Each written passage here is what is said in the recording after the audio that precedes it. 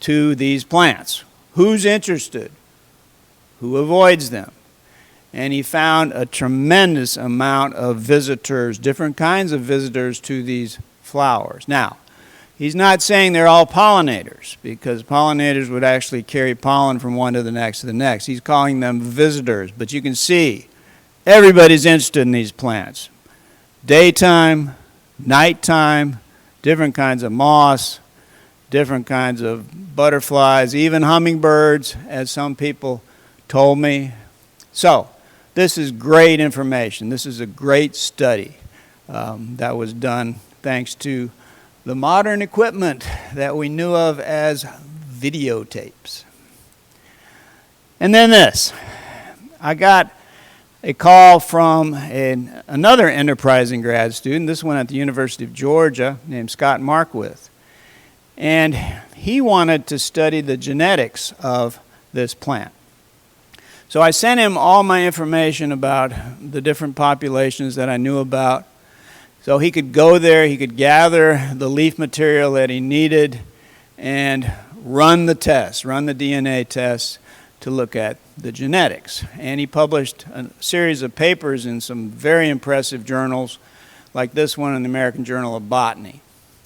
And you can see in this map that he provided with that journal article that when he ran these studies, he found that there are really two sets of populations.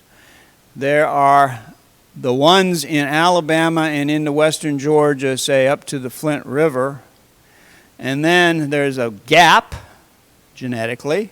Remember that gap as far as the distribution of these things is concerned? Well, there's a gap genetically. And then you have a second set of related populations there in eastern Georgia into South Carolina, almost North Carolina. Now, that's interesting. It pretty much verifies what we suspected. But then he did something very, very clever with that same information. He was able to figure out from the DNA when those two sets diverge from each other. Now, here's what he published a few years later with that same information, but looked at it slightly different way and in a very, very clever way.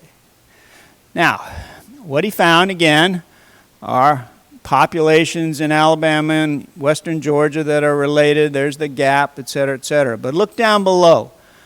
Look down at the base of the map where you find Georgia and Florida. That gray area, shaded area, is called the Sewanee Strait. And the Sewanee Strait used to connect the Atlantic Ocean to the Gulf of Mexico. That strait was closed 4 million years ago. All right, when he ran his tests, he found that the two sets of populations of Cahaba lilies diverged 4 million years ago. Was the Sewanee Strait the reason? And his idea became that before the strait was closed, it was possible for seeds really to be carried by big fish like catfish downstream across the Sewanee Strait and then up into Georgia and South Carolina. That was possible. And he did some simple tests where he actually allowed big catfish to swallow some of these seeds, and they do carry them for 3 or 4 days. So that's possible. So the idea here is that this connection between the two sides was easy until 4 million years ago when that strait closed. I'm sorry, but that is very, very clever use of DNA information, and I applaud him for that. Okay. Another thing that Fish and Wildlife was very interested in early on was how does this plant differ from other species of Hymenocallis? Now, if you're going to name something as a threatened or endangered species, you got to make sure it's different from other threatened or endangered species. And so these are the kinds of characteristics that I put together, kind of easy in-the-field characteristics that you can use. Our plant, the Cahaba lily, demands rocky shoals, as we know. And it's got to be out in the open. That differs from other species that are happy to grow in the woods someplace. Our plants bloom from now, May through June. I like to say that the plant flowers from Mother's Day to Father's Day, which is kind of a cutesy way to remember it. And then there are differences in the leaves, which I'm going to show you in a minute, and there are differences in the seeds. Now, here is the plant that it is always confused with. And I know sometime in September I'm going to get calls, I'm going to get emails from people saying, Professor, you don't know nothing, because we got Cahaba lilies growing in our woods. Now, those of you out there paying attention, pay attention, because here's the key. Look at this plant. Notice that it's got 3 blooms all at once. Notice that it's growing in a dank forest someplace, not in a river someplace. That is not a Cahaba lily. I'm sorry. I will enjoy your emails,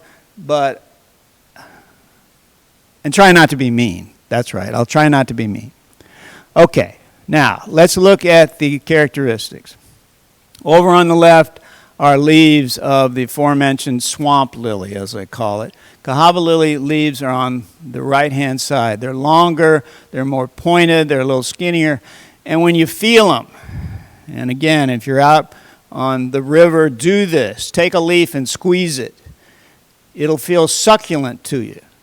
Now, why would a plant living out in water want to be succulent? Well, there are high and dry times.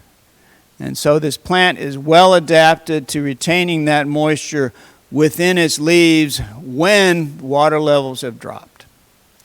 All right, let's look at the seeds. Seeds of the swamp lily above, seeds of the Cahaba lily below. Now,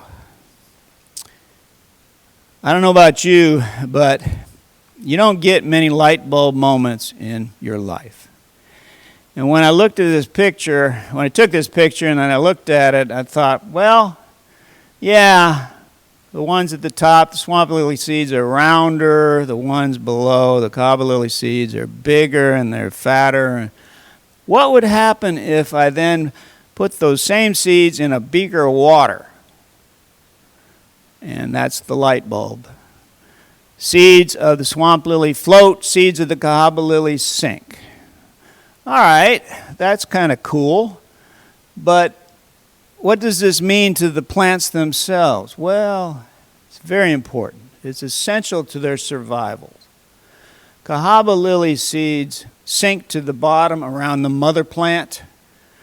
They germinate and grow right there. They don't get pushed out of those shoals. They don't float down into the Gulf of Mexico. Swamp lily seeds float. They act like kind of a bathtub ring in a swamp, where they float to the edges, and that's where they sprout and grow. Very important physiological differences between these two plants, and it's shown right here in this beaker of water. Now, one question, though, that remains to be answered is, if you have seeds like Cahaba lily seeds which sink to the bottom of a stream, where do they get the oxygen to sprout? We all talk about needing an well-aerated soil in order for seeds to properly germinate and grow. Where do they get that? In water. Well, I'm convinced that they get it from the tumbling rock action. I think what happens is as that water flows across those shoals, it tumbles, it falls, it picks up oxygen from the air and takes it down to the bottom where these seeds are waiting to germinate. I've done some very simple experiments, as you can see here, to try to determine this. And yeah, I keep saying I'm going to turn this over to a grad student and let him or her do it. But what I found in these simple experiments is that, yes, you add an aerator to a bowl of Cahaba lily seeds and they germinate quicker and they germinate completely. Okay, Again, back to the original question about this plant and its being listed as a threatened or endangered species. If it's threatened, what is threatening it? Now, this list has been developed over the years. It's been added to, in fact, the last 3 things have been added fairly recently. But historically, the biggest problem for this plant has been siltation. What happens upstream ends up down at the shoals. And so any silt, any gunk that gets into the water is going to end up settling out at the shoals, and these plants don't do very well in those situations. Flooding, a second problem, is more historical in its nature. You got to realize that the navigation of our rivers and streams in the southeast United States is dependent on dams, locks and dams. And so when you put in a lock and a dam, then you're going to extirpate some populations. That has sadly happened. And then I'm going to mention a couple things about poaching and caterpillars and high water flows. All right, this is an example of the first situation with siltation. And this is an area called Boothton Ford on the Cahaba, upstream from here. And people have told me that this was once a beauty spot where people would come to picnic. But I'm sorry, there's a lot of silt, a lot of rocks that have been transported here. You can see the lilies growing out there amongst them. They don't do very well when they're outcompeted by all this terrestrial vegetation. This is an historical photograph from 1913, and it shows the building of a dam on the Black Warrior River above Tuscaloosa. And if you look to the back of the photograph here, you can see lilies in full bloom. Now, this was a place called Squaw Shoals, and Squaw Shoals was 4 miles long. And so when the gates of that dam were closed, then all those lilies got drowned, basically. That would have been the largest population known. All right, and then this is kind of strange. Back in the mid-90s, I'd get these calls from very irate people saying, I just saw a pickup truck full of lilies leaving the big shoals on the Cahaba. What are you going to do about it? Well, I wasn't going to do anything about it because the plants at that point had no protection. And what was happening was people had found a market for these things. And they'd go to the shoals, they'd dig them up, and they'd sell them for like $7.95 a piece. Fortunately, that has not continued because folks found out that they don't make good houseplants. They don't bloom unless they're in a rocky shoal kind of situation. And then this is very weird. Like I said, I did a lot of my studies in about 1990, and then Fish and Wildlife asked me to go back in 96 and re-look at these populations, reassess the populations. And I'd go to places like this one in South Carolina, and I'd park in the same spot that I had 6 years before. I'd see no lilies. And when I went out there, couldn't help but noticing that somebody had nibbled those bulbs down to basically the dirt. And when I looked around, there were all kinds of Bambi tracks. Bambi likes these. And in a dry situation, a dry year like it was in 1996, deer can get out in amongst the lilies there, and they will eat them preferentially. Again, they're very succulent. Their leaves are full of this moisture, and so they're preferred Bambi food. All right, and then over the years, I'd get these kinds of calls, people saying that the lilies look sick. And if you look at this photograph, you can see the ones in the front are kind of yellowed, or the botanical word is chlorotic, and they're not blooming. And some friends of mine, Pete Van Zandt and Paul Freeman, got out there and did a little study of these things, and we found that they were eat up literally by caterpillars. And those caterpillars, cleverly called convict caterpillars because of their stripes, are the caterpillar of this little moth called, down at the bottom there, called the Spanish moth.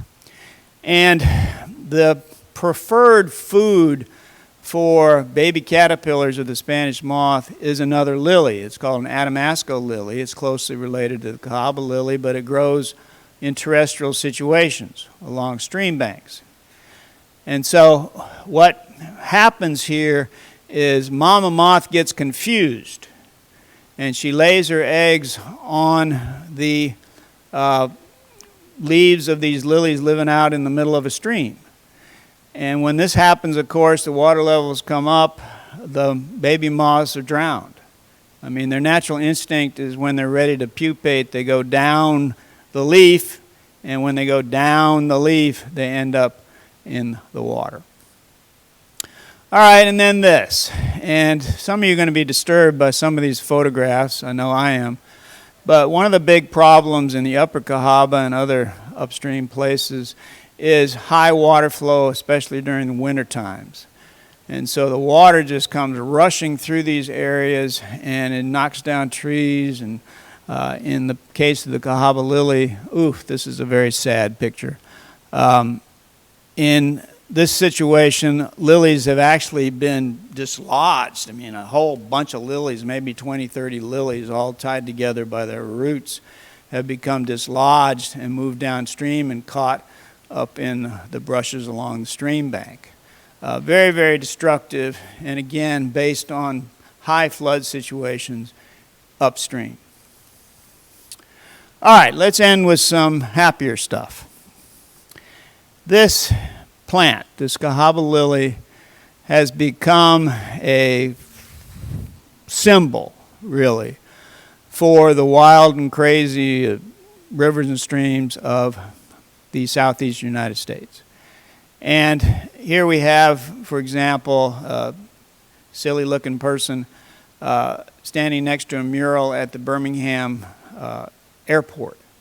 And what's he gesturing toward but some lilies? There's a lovely mural there about the lilies.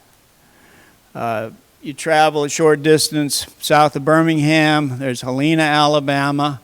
I was there for the dedication of Cahaba Lily Park. Now, there are no Cahaba lilies in the park. There are some close by. But the town of Helena wants to celebrate that heritage, so they have Cahaba Lily Park. Why not? And then this was a strange day. I was asked to participate in a planting of lily bulbs in Trussville. Now, there is some folklore in Trussville. Nobody's shown me a photograph to prove it, but they have this idea that there were once lilies in the Cahaba there in Trussville. So they wanted to bring some back. And so I had found about 30 bulbs of the lily, and I took it to the town of Trussville, and we had this formal planting. And the photographs from that were used in several magazine articles. There were videotapes, et cetera, et cetera. They were the most documented lilies ever planted anywhere. And even the poet laureate of Trussville was there. And I don't know if you can read this, but I looked at the fifth stanza, and you can see it says what? Teaching at Stanford University, he knows this lily's history, and he was, what's that next word? Able to help us plant some lilies in our habitat. Okay, that is poetry because it rhymes, right? Every town should have lilies, and every town should have a poet laureate.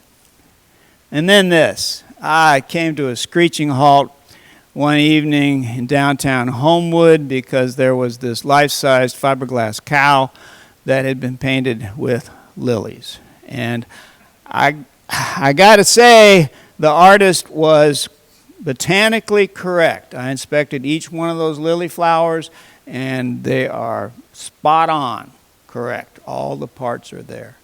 And by the way, this is referred to as the, wait for it, Cahaba lily.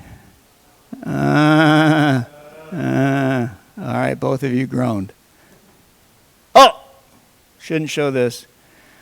Maybe I should skip over this. Anyway, Playboy magazine, way back when, had a feature on the new Mercedes plant in Vance, down the road here. And so lilies are there on page 207, I believe. Not that I ever saw it, of course. And then this, more recently, Garden and Gun magazine. Garden and Gun had a little feature on the lilies and this festival that we're having today, which was very beneficial to the festival, brought a lot of people to West Blocton. We've got all kinds of lily memorabilia here, including some virtual Lily Day protective scarves this time. We had the crowning of the Queen, which you just saw, which will always be one of my favorite activities, and I'm getting a little better at putting that crown on top without endangering anybody. Oh, here's an historical document. This, I think, is from the second Lily Festival, back when we had a lot of hair and less other stuff. All right. Let's finish this by talking about this plant and its protection. Now, again, originally I was contracted by Fish and Wildlife to pull together this information in order to either list this as an endangered or threatened species or not.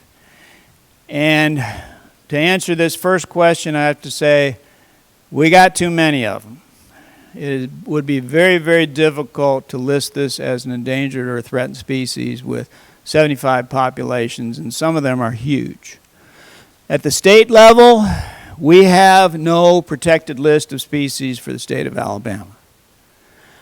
Locally, this has been great because over the past 30 years, a number of local municipalities have passed laws to protect these plants. You cannot go to the rivers anymore and dig these up. But the best thing has been preserving its habitat, or habitant. And there have been a number of refuges that have been developed. Some land trusts have been established. 3 different celebrations for this plant in order to help it and protect it, and in fact maximize those efforts. Let me run through a few of these. The dedication of the Cahaba River National Wildlife Refuge came 14 years after the first Cahaba Lily Festival. There is a direct connection because what this festival did was it emphasized the beauty and the rarity and the need to protect this plant. And so just 14 years later, 3,500 acres on either side of the biggest shoals in the world were preserved. It is a direct result of this festival. Over on the other side, over on the Cahaba side, they have their own festival now. And they have a land trust which has put together private monies in order to preserve the plants there. And then in the middle, we have the Rocky Shoals Spider Lily Festival in Columbia, South Carolina. Now it's true, they emphasize jazz music and other things more than the lily perhaps, but it's unbelievable for a wildflower to have 3 different celebrations. It's an amazing thing. But the results of all this have been to emphasize this plant and to promote this plant and promote its protection. So it's been a wonderful experience. Okay, then some other things have happened. And above West Blocton here, there was once this road bed, this cement road bed that went across the river called the Marvel Slab. And there have been efforts over the past many years to get rid of it. It impedes navigation, yes, but it also impedes the movement of animals, fish, mollusks up and down the Cahaba River as they would naturally go. So, a few years ago, there was this gathering of minds. Everybody from the Presbyterian Church USA to the Cahaba River Society, you can see the list here. And everybody gathered together, gathered forces in order to take out the marble slab. And it was done. Every bit of it is gone. And the reason behind taking it out was not only its very danger to canoeists, etc., but again, to figure out ways by which animals, especially fishes, can move up and down stream past this impediment. And so studies were done before the removal of the dam and after the removal of the dam. And what do you know? All kinds of new records. Just a few years later of animals no longer impeded moving up and downstream. It's all good. All right, I'm going to end here as I always do. My son and daughter, Peter and Laura, were very much a part of my early studies. And this photograph helps me remember not just the adventures that we have had over the past 30 or so years, but the need to preserve this plant. Both of them have children of their own, and so my emphasis at this point is let's keep this plant going, let's keep celebrating it in perpetuity. It's important. It is vital to our existence. All right. Thank you.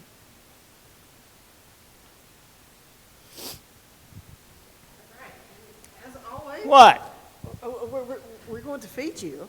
We have a gift certificate to the Fish Market Restaurant. It's kind of a theme because fish and the river, and so you can take your lovely wife out to eat. And she's here, so she knows you have it. Okay, that's good. That's Thank you good. again for being for All right. 31 years. You were with us again. Well, thank you, Lisa.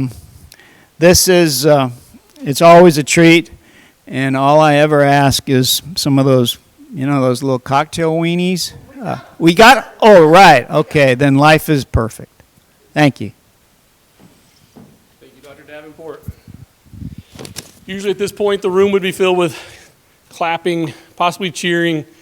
I don't think we've ever had any taunting, but obviously with the different environment, a little bit quieter, but thank you very much for presenting that. That was our keynote. I want to thank each one of you that have attended and have watched our live stream at various points, even sticking with us sometimes through the technical challenges. I think we've dropped a few times and picked it back up.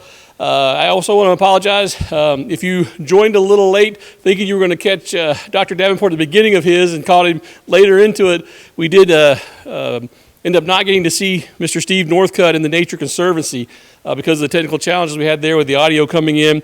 We will get Steve to give his presentation again. He and I have messaged, and we're going to do it next week, record it. We'll put it out there. I want you to be able to hear what he's got to say. The Nature Conservancy, as was mentioned, has been critical for getting the refuge in place, and they're doing some pretty exciting things trying to protect that waterway there.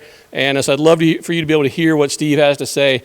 And we will get that posted this coming week on our YouTube channel and on the Facebook page. And so stay tuned for that. But I do want to say thank you for staying with us through that. Also, we would normally at this point have shuttles taking people to the river and back from Main Street, but we don't have that this year, obviously, since it's a virtual festival. But I did want to point out that the refuge is still open.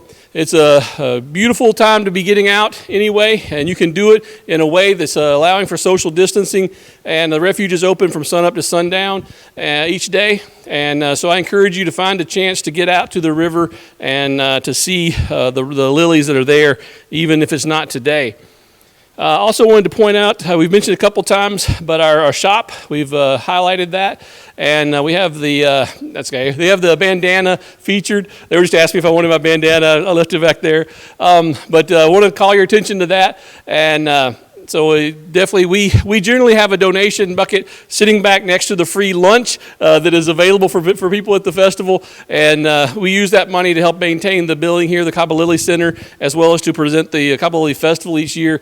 And so this is our way of kind of replicating that. If you want to donate, you can do so on the Lily Shop page, or you can buy some of the merchandise there, and that helps us to keep this going as well. So I wanted to call your attention to that, shop.cahabalily.com.